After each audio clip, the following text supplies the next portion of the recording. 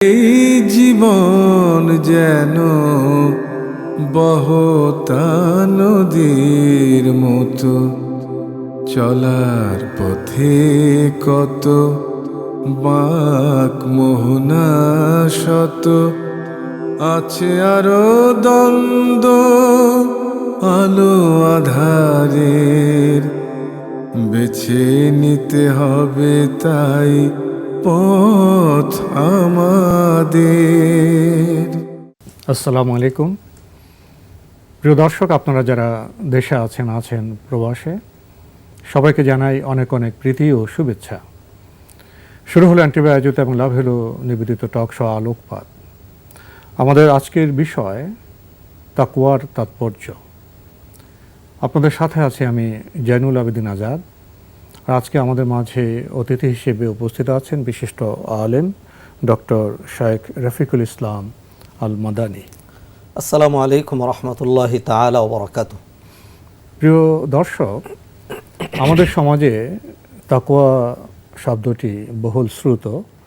বিশেষ করে রমজানের সময় বোধহয় আমরা এই শব্দটি বহুলভাবে উচ্চারণ করে থাকি এবং সাধারণভাবে আমাদের সমাজে তাকওয়ার একটি পরিচয় এভাবে দেওয়া হয় যে আল্লাহ ভীতি, খোদা ভীতি।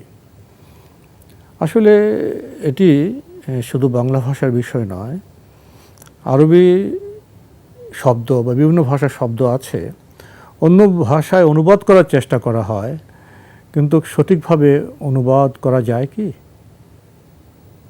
শব্দ সঠিকভাবে ধারণ করা যায় কি? এ প্রশ্ন আছে। যেমন তাকওয়া শব্দ শুধু আল্লাহ ভীতি বা খোদা ভীতি দ্বারা তাকওয়ার প্রকৃত তাৎপর্য পরিচয় ব্যাখ্যা করা যায় না, তাই তো আলোচনার প্রয়োজন। তা শুরুতে ডক্টর শায়েখ রফিকুল ইসলাম আল মাদানী, আপনার কাছে জানতে চাইব তাকওয়া এই শব্দটির প্রকৃত অর্থ এবং এর যে ব্যঞ্জনা, এর যে পরিসর, দিগন্ত, সে সম্পর্কে। আলহামদুলিল্লাহ, সালাতু ওয়াসসালামু আলা রাসূলিল্লাহি ওয়া বা'দ। আলহামদুলিল্লাহ, সময়ের প্রেক্ষাপটে আপনার বিষয় চয়ন এটি যথার্থ হয়েছে বলে আমি মনে করি। তাকওয়া এটি একটি শারঈ শব্দ, কোরআনে ব্যবহৃত, হাদিসে ব্যবহৃত এমন শব্দ যে কোরআনে কারিমে তাকওয়ার আলোচনা যতটা হয়েছে অন্য কোনো বিষয় এতটা আলোচনা হয়নি। স্বয়ং শুধু তাকওয়া দিয়ে যদি আপনি সার্চ করেন তাহলে দেখবেন কোরআনে কারিমে ইত্তাকু, ইত্তাকা, মুত্তাকিন, মুত্তাকুন এভাবে 217 বার তাকওয়া শব্দের ব্যবহার এসছে। আর তাকওয়ার অর্থবহ অন্যান্য শব্দ যেরকম লা তাখাফুহুম ওয়া খাফুনি, খৌফ, খাশিয়া ইত্যাদি অন্যান্য শব্দ যেগুলো ব্যবহার এসছে সেগুলো আরও অনেক। তাকওয়ার বিষয়াদি উমুরুত তাকওয়া, যে সকল বিষয়ের মাধ্যমে তাকওয়া হয়, এই সবগুলো যদি মিলে আমরা আলোচনা করি তাহলে দেখব কোরআন এবং সুন্নায় তাকওয়ার আলোচনা এত বেশি এসছে যে অন্য কোনো বিষয় আলোচনা এতটা হয়নি, অনেক গুরুত্ব দেওয়া হয়েছে। জি। আর এর মূল কারণ হলো যে সকল ইবাদতের মূল টার্গেট, সালাত বলেন, সিয়াম বলেন, কিয়াম বলেন, কোরআন বলেন, হজ বলেন, কুরবানি বলেন, যে কোনো ইবাদতের মূলে যাবেন, মূল লক্ষ্য হলো মানে অ্যাচিভমেন্ট অফ তাকওয়া, তাকওয়া অর্জন করা। আর তাকওয়া যদি কোনো মানুষের ভিতরে চলে আসে তাহলে তাকওয়া এমন এক বিষয় যার ভিতরে 2 in 1 নয়, 3 in 1 নয়, এভরিথিং ইন ওয়ান। তাই তো মনে হয় নবীজি মুহাম্মদুর রাসূলুল্লাহ সাল্লাল্লাহু আলাইহি সাল্লাম তিনি তার কলবের দিকে ইঙ্গিত করে বললেন আত-তাকওয়া হাহুনা, তাকওয়ার স্থান হলো কলবের ভিতরে, অন্তরে। ওয়ায়ুশিরু ইলা সাদরি সালাসা মারাত, 3 বার। অর্থাৎ শুধু দাড়ি দেখে তাকওয়া বোঝা যাবে না, শুধু পোশাক দেখে, টুপি দেখে তাকওয়া বোঝা যাবে না, একজনের শুধু সালাত দেখে তাকওয়া বোঝা যাবে না। তাকওয়া এমন এক বিষয় যে যদি অবস্থা এমন হয় যে কেউ তাকে কন্ট্রোল করছে না, তখন তার মেন্টাল কন্ডিশন যদি এটি হয় যে কেউ আমাকে না দেখলেও আল্লাহ সুবহানাহু ওয়া তাআলা is monitoring me, is watching me, is seeing me, Allah আমাকে দেখছেন, নিয়ন্ত্রণ করছেন, সব লিখছেন, অতএব আমি একা নই, আমার সাথে আল্লাহ সুবহানাহু ওয়া তাআলা আছেন। এই মেন্টালিটি যতক্ষণ পর্যন্ত একটা মানুষের না আসছে, আর এই মেন্টালিটি যখন আসবে তখন সিসি ক্যামেরার প্রয়োজন নেই, তখন উপরের বিগ বস যিনি আছেন তাকে ভয় করার প্রয়োজন নেই, তখন পুলিশের যেই লাঠি চার্জ সেটির প্রয়োজন নেই, তখন স্বশাসিত হয়ে যাবে, স্বশাসিত হয়ে যাবে। এই জন্য তাকওয়া যদি কারো নবীজি সাল্লাল্লাহু আলাইহি সাল্লাম আরেক হাদিসে বলে দিয়েছেন ইন্না ফিল জাসাদি মুদগা ইযা সালাহাত সালাহাল জাসাদু কুল্লু, মানুষের শরীরে এমন গুরুত্বপূর্ণ একটা অঙ্গ আছে, এটি ঠিক হলে সব ঠিক, আর এটি যদি নষ্ট হয়ে যায় তাহলে তার সব নষ্ট হয়ে যাবে। এই জন্য নবী সাল্লাল্লাহু আলাইহি ওয়াসাল্লাম বলেন তাকওয়ার ভান্ডার এ কলবের ভিতরে, তাকওয়ার ভান্ডার কলবের ভিতরে। আর তাকওয়ার যে ব্যাপক সংজ্ঞা এসছে কোরআনের ভিতরে, হাদিসের মধ্যে, কোরআনের শুরু থেকে আমরা দেখতে পাচ্ছি যালিকাল কিতাবু লা রাইবা ফীহি হুদাল লিল মুত্তাকিন। এইবার আল্লাহ সুবহানাহু ওয়া তাআলা তাকওয়া সংজ্ঞা দিচ্ছেন, আল্লাযীনা ইউমিনুনা বিল গায়ব ওয়া ইউকিমুনাস সালাহ ওয়া মিম্মা রাযাকনাহুম ইউনফিকুন ওয়াল্লাযীনা ইউমিনুনা বিমা উনজিলা ইলাইকা ওয়া মা উনজিলা মিন ক্বাবলিক ওয়া বিল আখিরাতি হুম ইউকিনুন। এখানে 5টা বিষয় চলে আসছে তাকওয়ার। গায়েবের প্রতি ঈমান রাখা, এক আল্লাহর প্রতি। আজকের এই করোনার কঠিন মুহূর্তে এই ঈমানটা তো খুব সহজ। আমরা আজও পর্যন্ত কেউই সেই ক্ষুদ্র ভাইরাস করোনা কিন্তু দেখি নাই, তারপরে প্রত্যেকে সাবধান হচ্ছে। অনুজীব, জি, তারপরে সাবধান হচ্ছে। তাহলে যে আল্লাহ সুবহানাহু ওয়া তাআলা এত বড়, যিনি সব নিয়ন্ত্রণ করছেন, তো এখন তো মানে লজিক হলো সে আল্লাহ সুবহানাহু ওয়া তাআলাকে এরকম ভয় করা, ইকামাতুস সালাত, সালাত কায়েম করা, তারপরে হলো আল্লাহ সুবহানাহু ওয়া তাআলা যা দিয়েছেন তা থেকে ব্যয় করা। এমনিভাবে অন্যান্য গুণাগুণগুলো, অন্য আয়াতে আল্লাহ সুবহানাহু ওয়া তাআলা বলেন লাইসাল বিররা আন তুওয়াল্লু উজুহাকুম কিবালাল মাশরিক ওয়াল মাগরিব ওয়ালাকিন্নাল বিররা মান আমানা বিল্লাহি ওয়াল ইয়াউমিল আখির ওয়াল মালাইকাতি ওয়াল কিতাবি ওয়ান নাবিয়্যিন ওয়া আতাল মালা আলা হুব্বিহি যাবিল কুরবা ওয়াল ইয়াতামা। শুরুর দিকের অর্থগুলো করছি না, যেহেতু আপনাদের হাতে সময় কম থাকে। এইখানে তাকওয়ার আরও কয়েকটি পয়েন্ট নিয়ে আসা হয়েছে। ওয়া আতাল মালা আলা হুব্বিহি, আল্লাহর ভালোবাসায় অনুপ্রাণিত হয়ে কোনো ব্যক্তি যদি সমাজের কল্যাণে, সোসাইটির বেনিফিটের জন্য, প্রতিবেশীর হক আদায় করার জন্য, পরিবারের অধিকার জন্য, রাষ্ট্রের ডেভেলপমেন্টের জন্য যে ব্যক্তি আল্লাহর রস্তে মাল ব্যয় করতে পারবে, যাবিল কুরবা ওয়াল ইয়াতামা, এতিমদের কল্যাণে, ওয়াল মাসাকিন ওয়াবনিস সাবিল, এমনকি পথিকের জন্য, এমনিভাবে এই সমস্ত বিষয়গুলোর সবগুলো সমন্বয় যদি একজন ব্যক্তির ভিতরে চলে আসে, তাহলেই তাদের ক্ষেত্রে কোরআনে আল্লাহ বলেন উলাইকাল্লাযীনা সাদাকু, এরাই সত্যবাদী, ওয়া উলাইকা হুমুল মুত্তাকুন, এরাই হলো সত্যিকার মুত্তাকি। এমনিভাবে আমরা যদি হাদিসের আলোকেও দেখি তাহলে দেখব যে তাকওয়াটাকে এমনভাবে চিত্রিত করা হয়েছে যে যদি সংক্ষিপ্ত করে আমরা বলি তাহলে সেখানে আসবে ইমতিসালু জামিউল আওয়ামির ওয়াল ইজতিনাব আন জামিউন নওয়াহি। আল্লাহ এবং নবী মুহাম্মদ রাসূলুল্লাহ সাল্লাল্লাহু আলাইহি ওয়াসাল্লাম যত ভালো কাজের কথা বলেছেন সবগুলো করা, আর যত গর্হিত বিষয়, অনাকাঙ্ক্ষিত বিষয়, অন্যায়, অপরাধ, সবগুলো থেকে বিরত থাকা, এর সমন্বয়ের নাম হলো তাকওয়া। এই বিষয়টি যে যত বড় করতে পারবে, যত বেশি করতে পারবে, সে তত বড় মুত্তাকি। আর এর পরিমাণ পরিধি যত কম হবে, সে ধীরে ধীরে তার মধ্যে তত বেশি ফাঁক ফুকর তৈরি হবে। আর তখনই সেখানে প্রকৃত আল্লাহ ভীতি, যেটি আপনি শুরুতে বলছিলেন, না থাকার কারণে তার মধ্যে চলে আসবে ফাঁকিবাজি, ওজনে কম দেওয়া, মিথ্যার প্রবণতা, সোসাইটির জন্য ক্ষতিকর, রাষ্ট্রের জন্য মানে অবমাননাকর, ব্যক্তির জন্য ধ্বংসাত্মক, পরিবারের জন্য অনাকাঙ্ক্ষিত, এমন বিষয় তাকে দিয়ে হতে থাকবে। যেহেতু মানুষের শরীরকে, মানুষের চিন্তাকে, মানুষের চোখ, হস্তপদ যুগল সকল বডিকে পরিচালনা করে তার কল্ব, তার কল্ব যেহেতু ফাসেদ হয়ে গিয়েছে, তার কল্বে যেহেতু তাকওয়া কম, অতএব এই লোক মানে পদে পদে তাকে দিয়েই কিন্তু সমাজের। এখানে এসে একটি বিষয় আপনার সামনে পেশ করতে চাই। জি, আমরা যখন আলেমদের হক কথা শুনি তখন আমাদের মধ্যে কিছুটা উপলব্ধি জাগে এবং আমরা আবেগপ্রবণ হয়ে শুদ্ধ হতে চাই। তো আলেমদের হক কথা শোনার পরে আমরা যদি আবেগপ্রবণ হয়ে শুদ্ধ হতে চাই, এই আবেগ বা সাময়িক একটি চেতনায় কি আমাকে তাকওয়ায় সমৃদ্ধ করতে পারবে, নাকি আমাকে আসলে বুঝে শুনে বান্দা হতে হবে? বান্দা, প্রকৃত বান্দা না হলে কি তাকওয়া অর্জন করা যাবে? আর প্রকৃত বান্দা হতে গেলে তো যে আপনি কলবের কথা বললেন, আত্মশুদ্ধির বিষয়টি এসে যায়।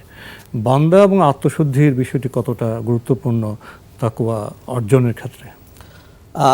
আসলে তাকওয়ার যে মূল সম্পর্কটা, এটা আত্মশুদ্ধির সাথেই, এটা বাহ্যিকতার সাথে নয়। মানুষ যে ভালো কাজগুলো তার মানে নিজে স্বপ্রণোদিত হয়ে করবে, এটির কিন্তু মানে বাহিরের চাপে নয়, এটি হলো তার নফসের চাপে। একজন ব্যক্তি যখন সিয়াম পালন করে তখন সে যে খায় না সারাদিন, মানুষ যখন দেখছে না তখনও সে পানাহার থেকে বিরত থাকে, এটি কিন্তু তার ভিতরের কারণ। শ্রমিকও খাচ্ছে না, ব্যবসায়ী খাচ্ছে না, ধনীও খাচ্ছে না, শিক্ষিতও খাচ্ছে না, কৃষকও খাচ্ছে না, আবার অশিক্ষিত খাচ্ছে না, আবার বড় শিক্ষিতও খাচ্ছে না।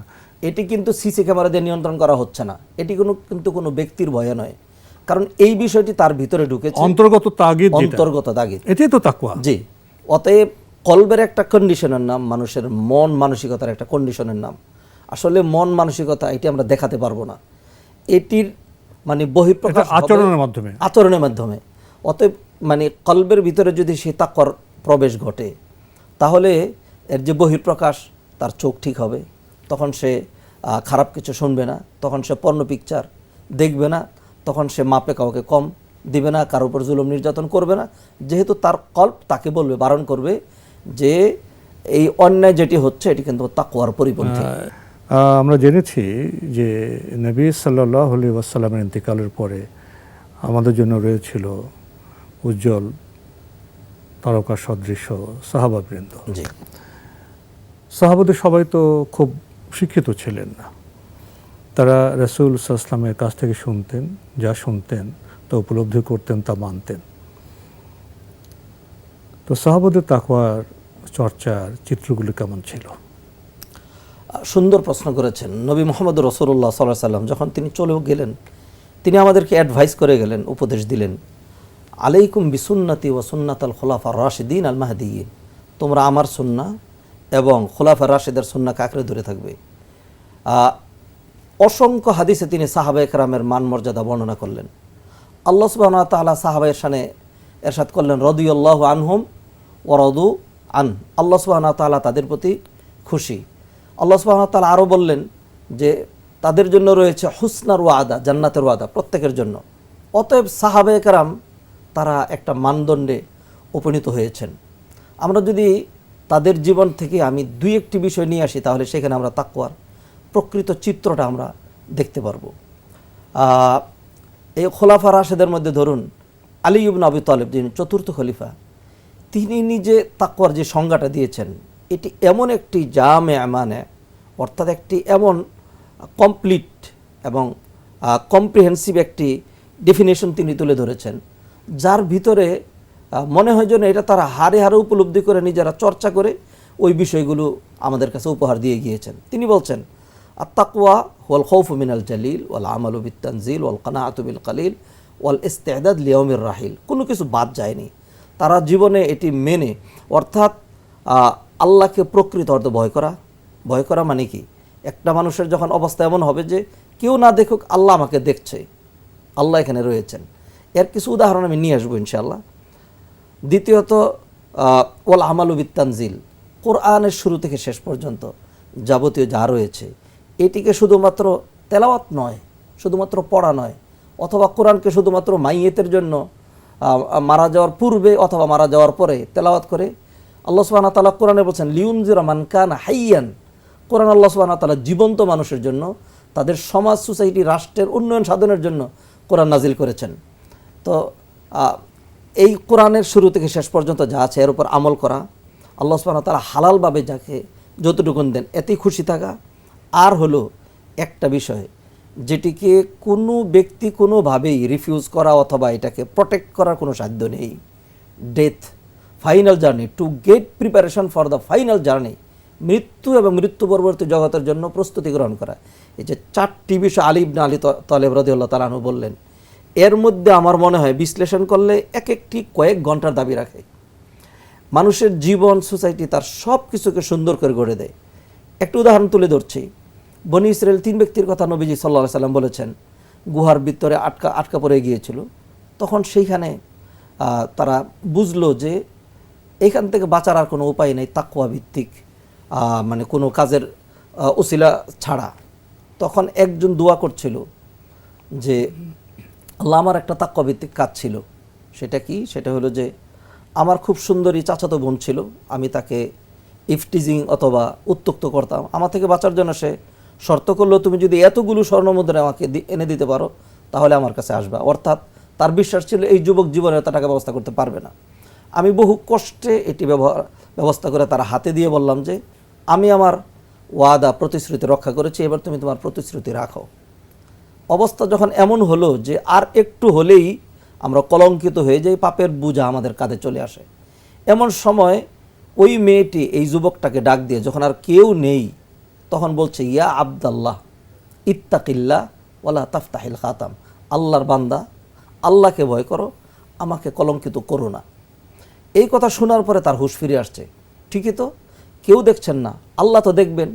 এমন সুযোগ পেয়ে মেয়ে যদি এই কথা বলতে পারে, তাহলে আমার আল্লাহ ভীতি কেমন হওয়া উচিত।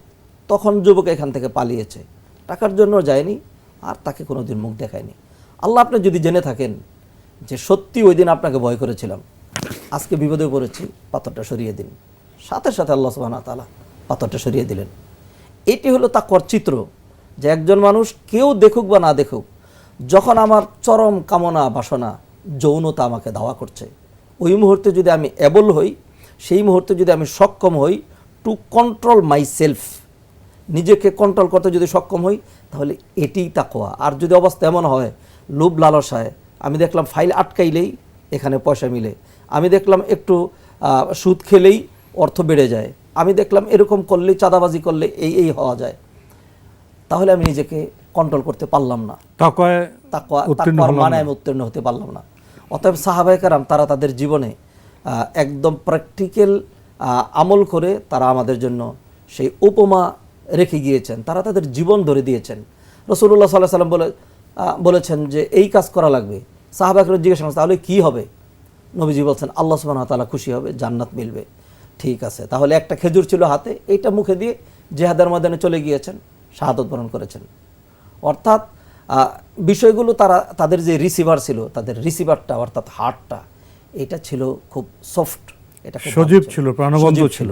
আজকে আমরা পাপের কারণে কাল্লা বাল রানা আলা কুলুবিহিম, পাথরে হয়ে গেছে, পাথরে হয়ে গিয়েছে। একটা পাথর হয়ে গেছে, একটা মুখবদ্ধ মানে সিপিবদ্ধ একটা শিশির মধ্যে যদি আপনি মধু ডালেন, তেল ডালেন, যাই ডালেন, বাহিরে পড়ে যায়। এতে কিন্তু মধুর দোষ না, মধু ঠিক আছে, তেলও ঠিক আছে, কিন্তু যেহেতু মুখ বন্ধ, গ্রহণ করার মতো পাত্র নেই। ইহুদিরা এই কথা বলেছিল, কলু কুলুবুনা গুলফ, আমরা আমাদের অন্তরে তালা দিয়ে রেখেছি। এখন আমাদের বাস্তবতা আমাদেরকে বলে দিচ্ছে যে কোরআন হাদিস কেন কাজ হচ্ছে না, যেহেতু পাপ করতে করতে আমরা আমাদের কল্পকে বন্ধ করে ফেলেছি। অতএব আমরা যেরকম সচেতন হয়েছি যে একটা দাঁত ব্যথার জন্য হসপিটালে চলে যাই, তারপরে দাঁতটা ফেলার জন্য অথবা রুট ক্যানেল করার জন্য 5-7 দিন ডাক্তারের সেই চেম্বারে 1 ঘন্টা মুখ খুলে মুখকে আটকে আমাকে উপর করে আমাকে চিৎ করে শুয়ে রাখা হয় থাকি একটা দাঁতের জন্য। তো একটা দাঁত, অথবা মানুষ ক্যান্সার হয়েও যদি মারা যায়, তার ক্ষণস্থায়ী জীবন শেষ হলো। কিন্তু যদি কেউ তার হার্ট, তার যে কল্ব, আসল যে মেন্টালিটি, এটি নষ্ট হয়ে কেউ যদি মারা যায়, তাহলে তো তার দুনিয়াও গেল, আখেরাতও গেল, তার আমও গেল, সালাও গেল। অতএব আমরা চোখের ব্যাপারে যতটা কনসার্ন, আমরা আমাদের মানে স্কিনের ব্যাপারে যতটা কনসার্ন অথবা সচেতন, আমার মনে হয় সবচেয়ে বেশি সচেতনতা দরকার বৈষয়িক উন্নতির জন্য এবং টু গেট মেন্টাল প্লিজার, মানসিক আত্মতৃপ্তি পাওয়ার জন্য আমাদের হৃদয়ের ব্যাপারে। এজন্য বলা হয় the rich are not always happy, but the virtuous are always happy. কোরআনে আল্লাহ বললেন, আল্লাযীনা আমানু ওয়া তাতমাইন্নু কুলুবুহুম বিযিকরিল্লাহ। আল্লাহর স্মরণ, জিকির, আল্লাহর দিকে তাকওয়া ভিত্তিক কাজ ছাড়া একজন মানুষ আত্মতৃপ্তি পায় না। আমরা দেখব যে সিয়াম তাকওয়ার জন্য সারা দিন উপোস থাকার পর আমরা যখন ইফতার গ্রহণ করি, আল্লাহর পক্ষ থেকে কেমন যেন একটা আত্মতৃপ্তি মনের ভিতরে চলে আসে। আপনার বক্তব্য থেকে তাকওয়ার বিষয়ে অনেক গুরুত্বপূর্ণ বিষয় উপলব্ধি করলাম। এবার একটু ফায়দার বিষয়ে আপনার সাথে কথা বলতে চাইব। তাকওয়া অনেক গুরুত্বপূর্ণ বিষয়। তাকওয়া আমাদের অন্তরকে পরিশুদ্ধ করে, আমাদেরকে সচেতন করে, জবাবদিহিতার চেতনায় সমৃদ্ধ করে। তো এত কিছুর পরেও তাকওয়ার ফায়দাটা কি? তাকওয়ার সমাজ কেমন হতে পারে? জি, 1 নাম্বার, যার অন্তরের ভিতরে তাকওয়া থাকবে, আল্লাহ সুবহানাহু ওয়া তাআলা তাকে ওলি বানান, আল্লাহর ওলি, বন্ধু। আল্লাহ কোরআনে বলছেন, ওয়াল্লাহু ওয়ালিয়ুল মুত্তাকিন, আল্লাহ নিজে যারা নাকি মুত্তাকি তাদের বন্ধু। অতএব বন্ধুর আল্লাহ যদি বন্ধু হন, তাহলে মুত্তাকি যারা, তারা আল্লাহর বন্ধু। অন্য আয়াতে আল্লাহ বলছেন, আলা ইন্না আউলিয়া আল্লাহি লা খাউফুন আলাইহিম ওয়া লা হুম ইয়াহজানুন আল্লাযীনা আমানু ওয়া কানু ইয়াত্তাকুন। যারা আল্লাহর ওলি হবে তাদের ভয়ও নেই, দুশ্চিন্তার কোনো কারণ নেই। তারা কারা? আল্লাহ সুবহানাহু ওয়া তাআলা শর্ত করলেন 2টো শর্তে। একটা আল্লাযীনা আমানু, ঈমান আনতে হবে, ঈমানের জন্য যে শর্তগুলো রয়েছে। আজকে আমরা অনেকেই মানে নিজেকে মুমিন, মুসলিম দাবি করি, আসলে শর্তগুলো ছাড়া, কোয়ালিটি ছাড়া, শুধুমাত্র কোয়ান্টিটিতে আমরা মুসলিম। আচ্ছা, 2 নম্বর হলো ওয়াকানু ইয়াত্তাকুন, যারা আল্লাহকে ভয় করে চলে। তাহলে দেখুন, যদি কেউ সত্যিকার অর্থে আল্লাহকে ভয় করে চলে, তাহলে তার কাছে গম লেপস হবে না। আর গম যদি লেপ্স না হয় তাহলে সমাজের বঞ্চিত শ্রেণী যারা আছে তারা পেয়ে যাবে। মানে গম লোপাট হবে না, লুণ্ঠন হবে না, লুণ্ঠন হবে না। যার যা প্রাপ্যতা সেখানে পৌঁছে দেওয়া হবে। জি, কারো অন্তরে যদি তাকওয়া থাকে তাহলে তিনি যখন মানে 10 কোটি টাকার একটা টেন্ডার নিয়ে একটা রাস্তা করবে, তখন এইখানে অন্তত 9.5 কোটি টাকার কাজ হবে। সমস্যা এসে একেবারে তখন দেখা যাবে মানুষের গাড়ি ভালো থাকবে, যান ভালো থাকবে, প্রাণ ভালো থাকবে, রাষ্ট্রের উন্নয়ন হবে। অতএব সমাজের উন্নয়নের জন্য তাকওয়ার বিকল্প কিচ্ছু নেই। তাকওয়া যদি থাকে তাহলে সে চুরি করবে না, ডাকাতি করবে না, আরেকজন অধিকারে হস্তক্ষেপ করবে তাকওয়া হলে সে প্রকৃত মানুষ হবে। জি। আর যেখানে তাকওয়া নেই সেখানে প্রকৃত মানুষ হয় নেই। জি। আপনার অনেক কথা ছিল, কিন্তু সময়ের কারণে আমাদের আজকে এখানে শেষ করতে হচ্ছে। ডক্টর শেখ রফিকুল ইসলাম আল মাদানী, আপনি কষ্ট করে আমাদের স্টুডিওতে এসেছেন, সময় দিয়েছেন, সেজন্য আপনাকে অনেক ধন্যবাদ। আমার পক্ষ থেকে ধন্যবাদ থাকলো আপনার জন্য, এনটিভি পরিবার এবং শ্রোতা দর্শক ভাই বোন সবার জন্য। প্রিয় দর্শক, আমরা দেখছিলাম এনটিভি আয়োজিত এবং লাভ হলো নিবেদিত টকশো আলোকপাত। আমাদের আজকের বিষয় ছিল তাকওয়ার তাৎপর্য। আমাদের এই অনুষ্ঠান আপনারা এনটিভি অনলাইনেও দেখতে পারবেন, ভিজিট করুন www.ntvbd.com। এছাড়া ইউটিউবে এবং আমাদের ভেরিফাইড ফেসবুক পেজে অনুষ্ঠান দেখতে পারবেন। তাকওয়ার তাৎপর্য প্রসঙ্গে আজকে আমরা অনেক গুরুত্বপূর্ণ কথা শুনেছি। আমরা সাধারণভাবে জানি তাকওয়া হলো আল্লাহ ভীতি, অর্থাৎ আমাদের হালাল হারাম বেছে চলতে হবে। যে কাজে আল্লাহ অখুশি হবেন সে কাজ আমরা করব না। যে কাজ করতে রাসূল সাল্লাল্লাহু আলাইহি ওয়াসাল্লাম আমাদেরকে অনুপ্রাণিত করেছেন, উদাহরণ পেশ করেছেন, আমরা সে কাজ করতে আগ্রহী হব। মানুষের অন্তর পরিশুদ্ধ হলে ব্যক্তি পরিশুদ্ধ হবে, গৃহ পরিশুদ্ধ হবে, সমাজ পরিশুদ্ধ হবে। এবং আজকালকার যে পৃথিবী বা আজকের যে সভ্যতা, এখানে প্রকৃত মানুষের, দরদি মানুষের, মানবিক মানুষের খুবই প্রয়োজন। কিন্তু তাকওয়া ছাড়া কি সেটা অর্জন সম্ভব? এই প্রশ্ন রেখে আজকের অনুষ্ঠান এখানে শেষ করছি। প্রিয় দর্শক, মহান আল্লাহ আমাদের সবাইকে নিরাপদে রাখুন, রাখুন শান্তিতে। আসসালামু আলাইকুম। চলার পথে কত বাক মোহনা শত, আছে আরো দ্বন্দ্ব আলো আধারের, বেছে নিতে হবে তাই পথ আমাদের।